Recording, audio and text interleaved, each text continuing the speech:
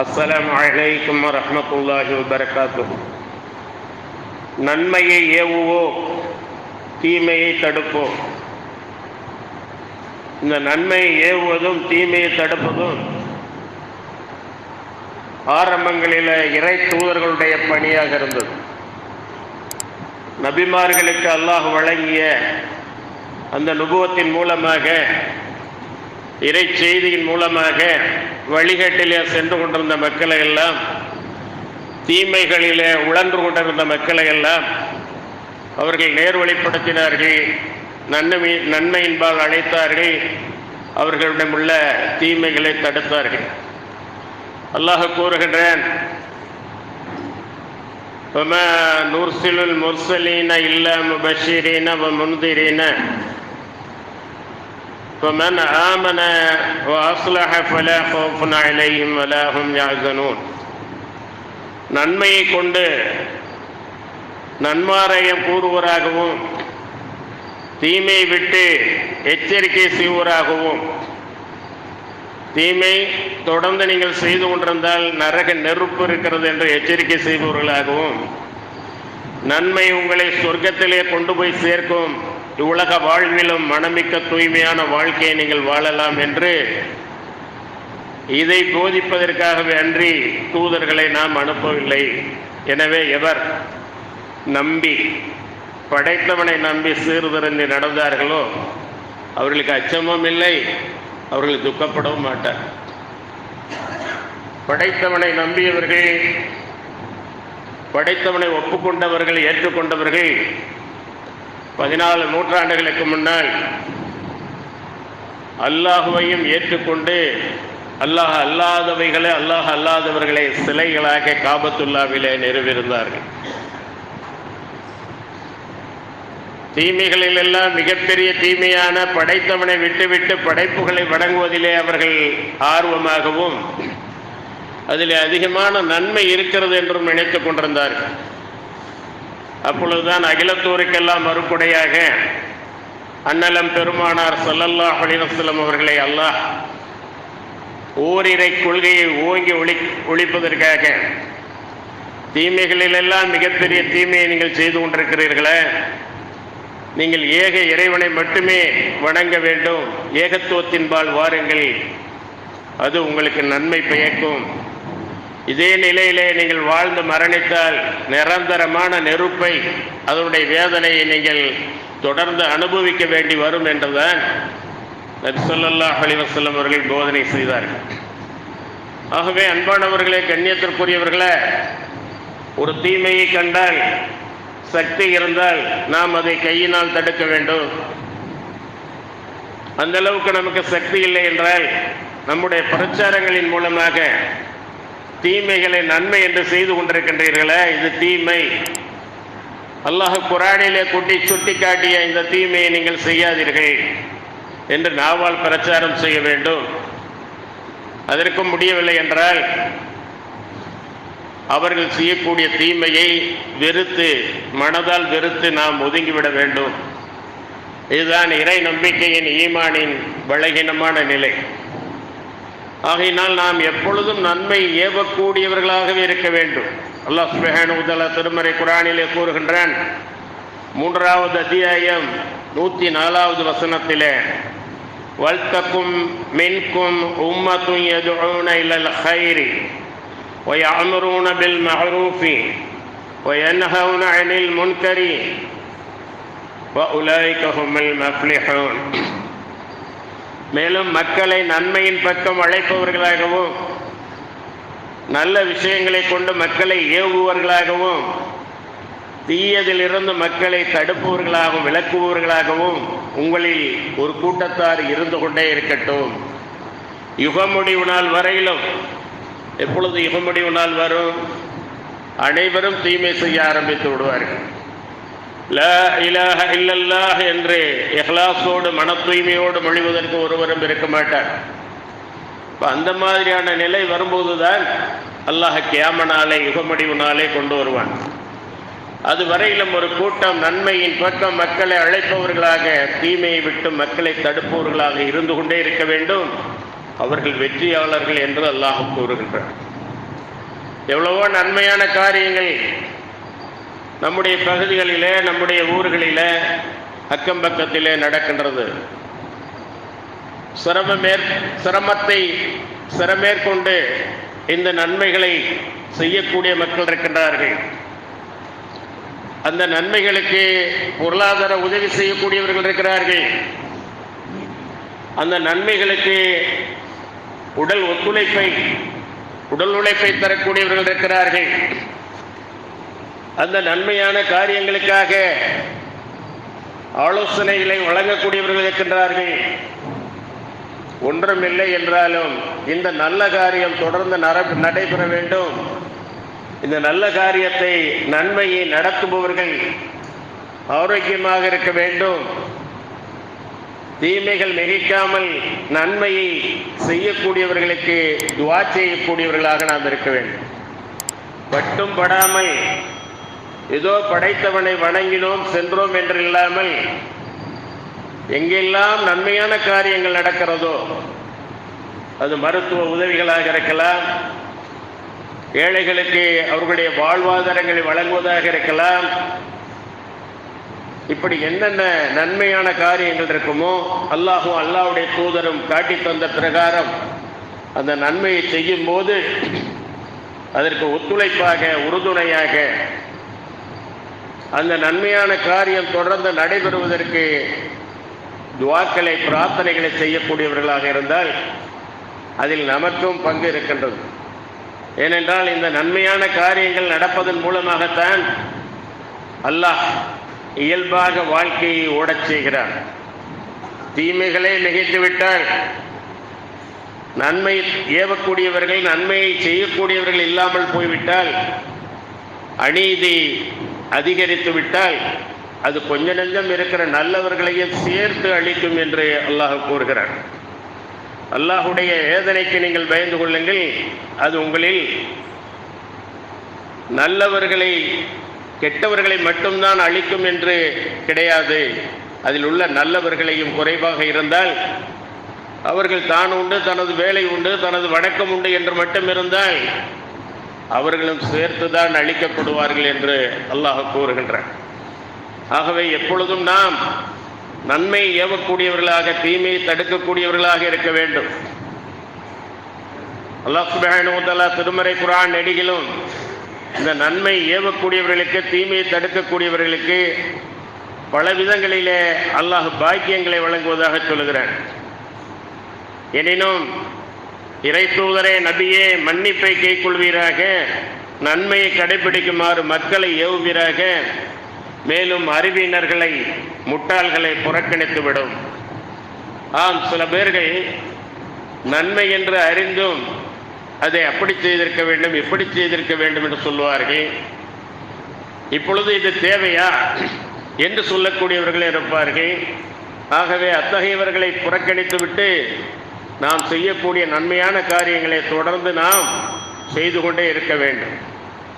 இன்னும் அவர்கள் எத்தகையவர் என்றால், தங்கள் இறைவனின் பொருத்தத்தை தேடி பொறுமையை கடைபிடிப்பார்கள், தொழுகையையும் நிலைநிறுத்துவார்கள். நாம் அவர்களுக்கு அளித்ததிலிருந்து ரகசியமாகவும் பகிரங்கமாகவும் நல்ல முறையில் செலவு செய்வார்கள். நன்மையை கொண்டே தீமையை தடுத்துக் கொள்வார்கள். நன்மைக்காக நேரங்களை செலவிடும் போது தீமை நம்மிலே வந்து சேராமல் நாம் பாதுகாத்துக் கொள்கிறோம்.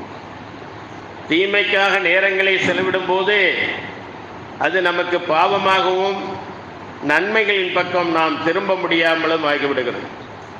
ஆகவே நன்மையை கொண்டே தீமையை தடுத்துக் கொள்ள வேண்டும் என்று இந்த இடத்துல அல்லாஹ் கூறுகிறான்.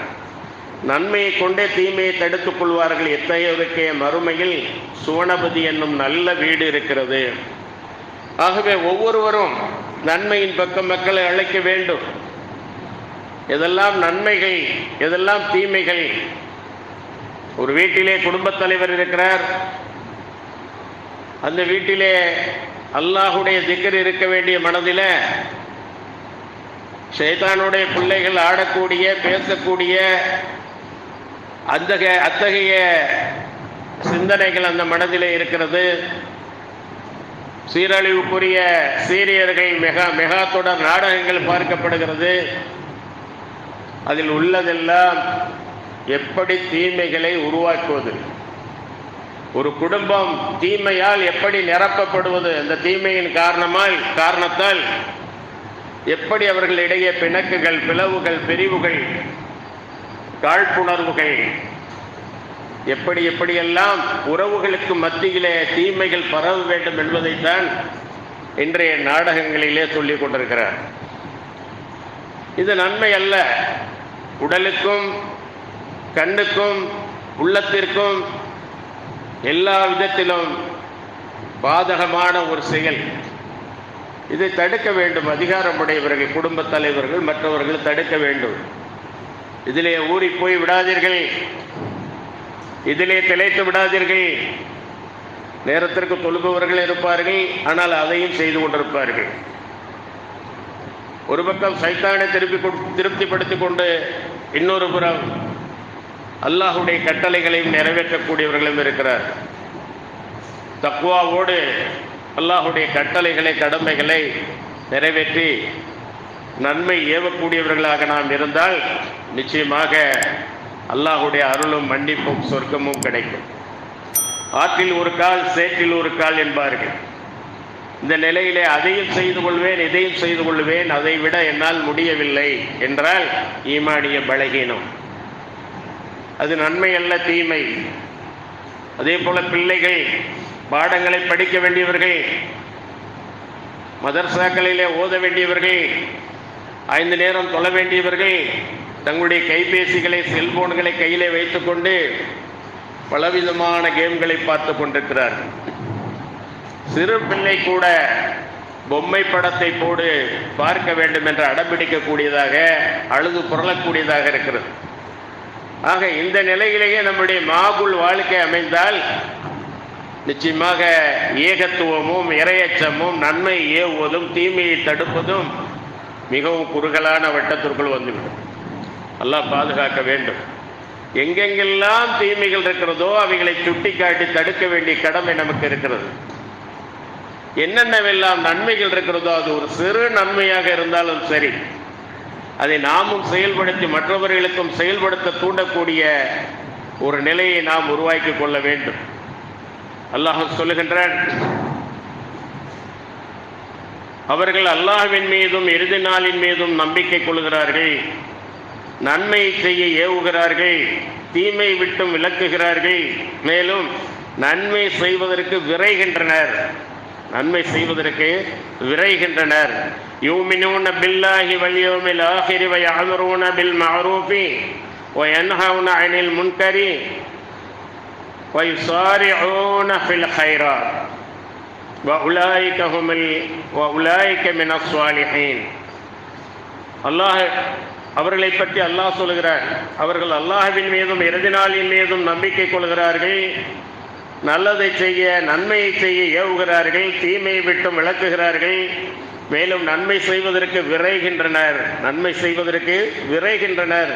இவர்களை சாலிகான நல்லடியார்கள் என்றும் உள்ளவர்கள். ஆக இவ்வாறு அல்லாஹ் சுப்ஹானஹு வ தஆலா இந்த நல்லடியார்களை, நன்மைகளை தானும் செய்து கொண்டு மற்றவர்களுக்கும் அந்த நன்மைகளை எத்தி வைப்பவர்களை, எடுத்துச் சொல்பவர்களை அவன் நேசிப்பதாகவும் சொல்கிறான்.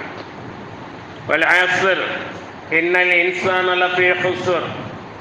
காலத்தின் மீது சத்தியமாக நிச்சயமாக மனிதர்கள் நஷ்டத்தில் இருக்கிறார்கள். ஒட்டுமொத்தமாக அல்லாஹ் சொல்கிறான், காலத்தின் மீது சத்தியமாக நிச்சயமாக மனிதர்கள் நஷ்டத்தில் இருக்கிறார்கள்.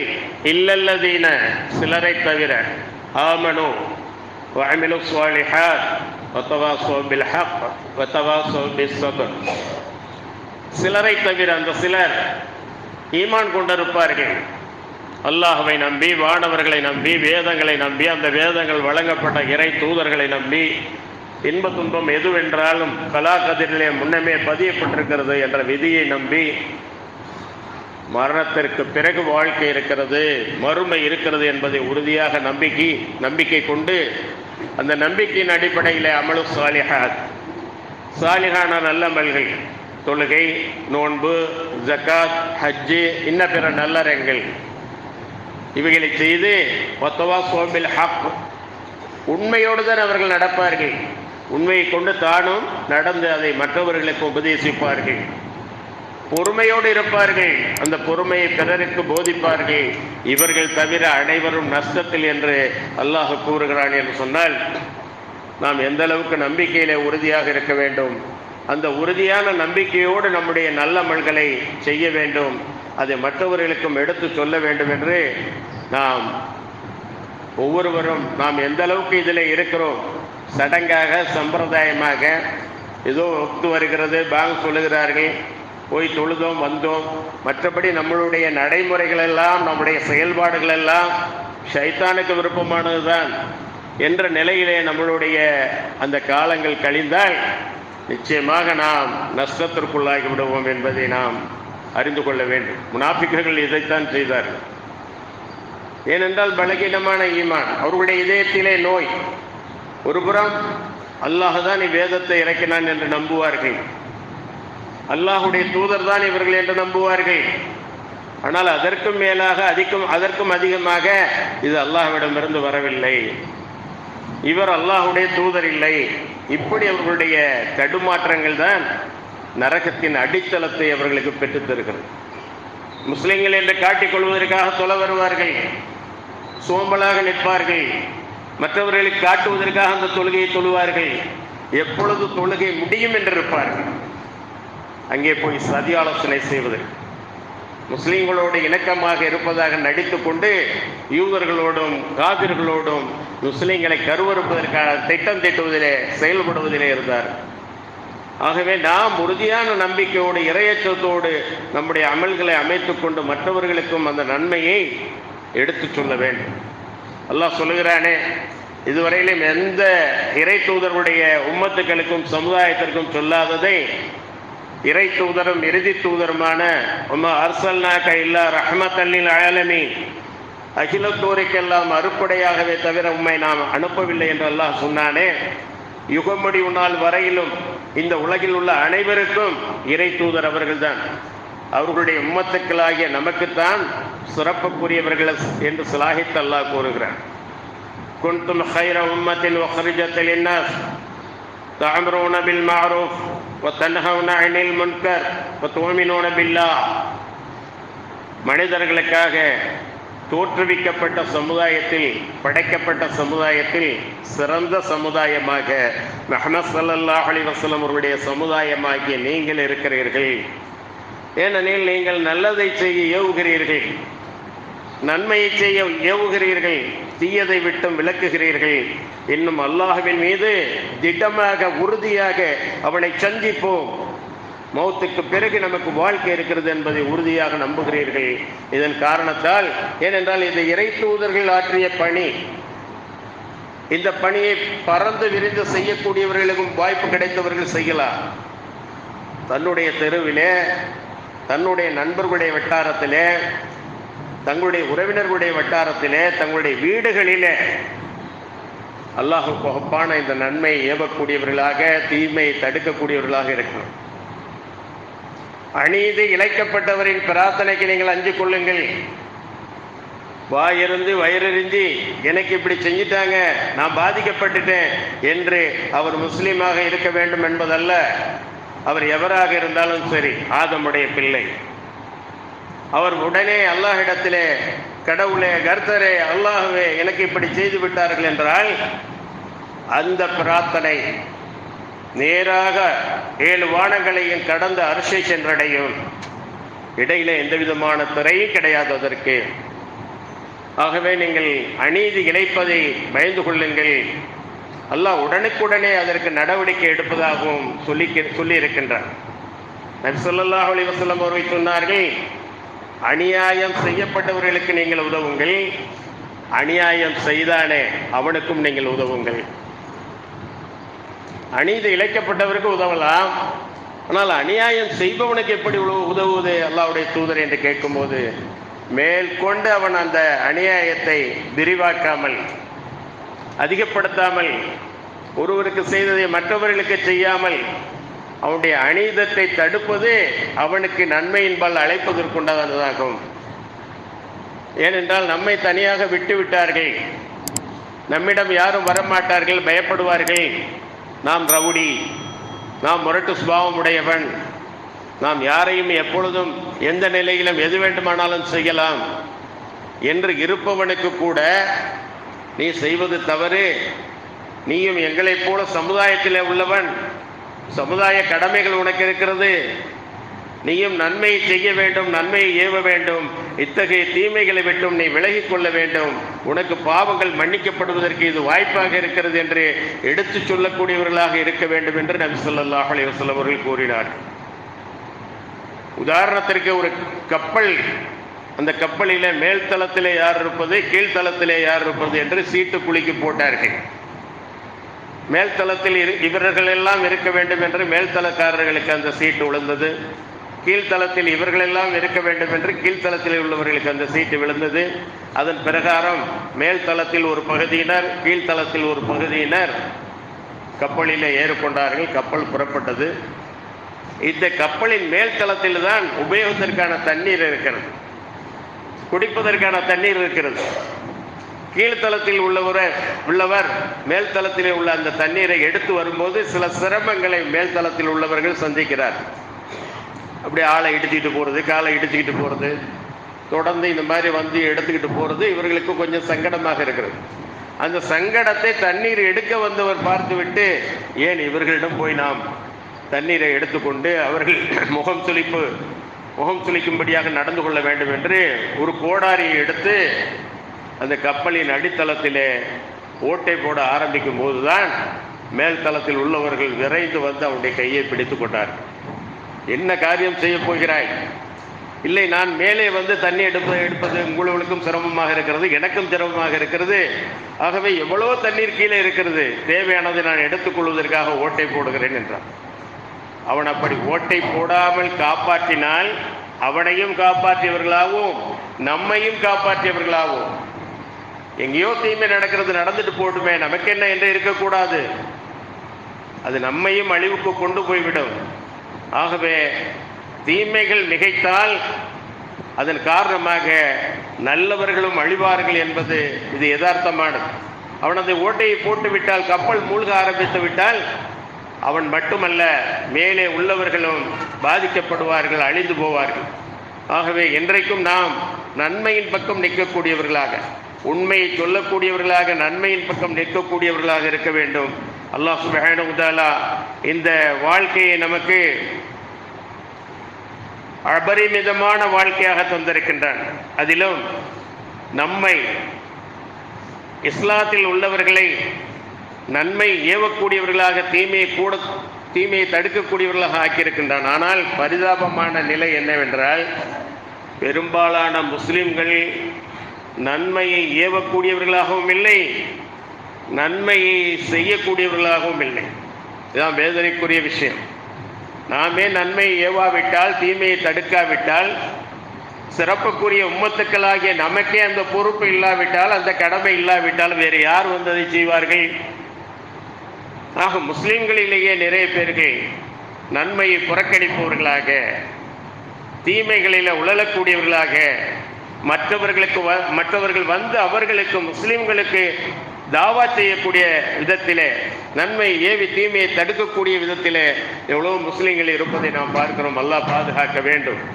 ஆகவே அன்பானவர்களே, கண்ணியத்திற்குரியவர்களே, நன்மை நிச்சயமாக நம்மை சொர்க்கத்திற்கு கொண்டு செல்லும்.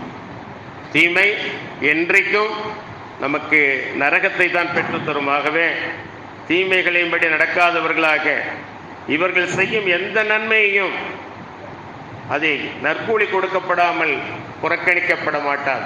அல்லாஹ் சொல்லுகிறார், இவர்கள் செய்யும் எந்த நன்மையும் நற்கூலி கொடுக்கப்படாமல் புறக்கணிக்கப்பட மாட்டார். அன்றியும் அல்லாஹ் பயபக்தியுடையவரை நன்றாக அறிகிறான் என்று அல்லாஹ் கூறுகிறான். ஆகவே நன்மையான காரியங்கள் நடக்கும்போது உங்களால் முடிந்த பொருளாதாரத்தை செலவு செய்யுங்கள், உங்களால் முடிந்த உடல் உழைப்பை செலவு செய்யுங்கள், உங்களால் முடிந்த ஆலோசனைகளை கூறுங்கள். ஒன்றும் முடியவில்லையா, இக்காரியம் தொடர்ந்து நடைபெற வேண்டும் என்று அல்லாஹ்விடத்திலே பிரார்த்தனை செய்யுங்கள். என்றைக்கும் நன்மையை ஏவக்கூடிய நன்மக்களாக, தீமையை தடுக்கக்கூடியவர்களாக வல்ல அல்லாஹ் நம்மை ஆக்கி இம்மை மறுமை வெற்றிகளை நாம் வென்றெடுக்க, இவ்வுலக வாழ்க்கையையும் மனமிக்க தூய்மையானதாக ஆக்கி தந்து, மறுவுலக ஆகிராவுடைய வாழ்க்கையும் சொர்க்க வாழ்க்கையாக நமக்கு ஆக்கித்தர வேண்டும் என்று கேட்டு முதல் உரையை நிறைவு செய்கின்றேன்.